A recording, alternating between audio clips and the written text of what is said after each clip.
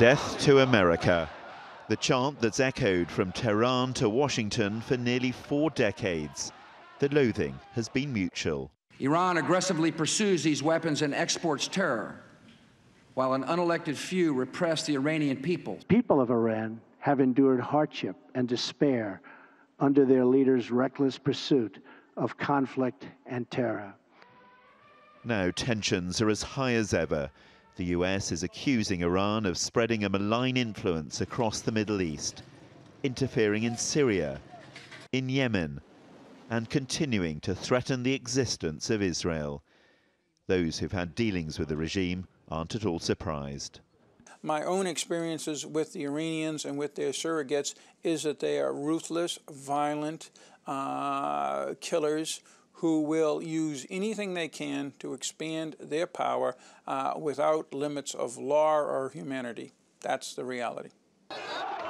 Relations between Iran and the US have never recovered from the aftermath of the Islamic Revolution, when more than 50 Americans were held hostage in the US embassy for 444 days. But Barack Obama came to the presidency with a new approach. His overtures towards Tehran culminated in the nuclear deal.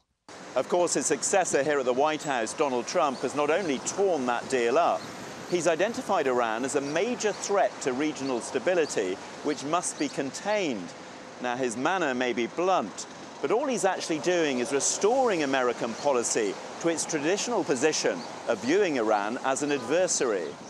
And the US rhetoric has hardened, Washington laying out demands Iran must comply with to achieve a new nuclear deal, demands nobody believes it can accept.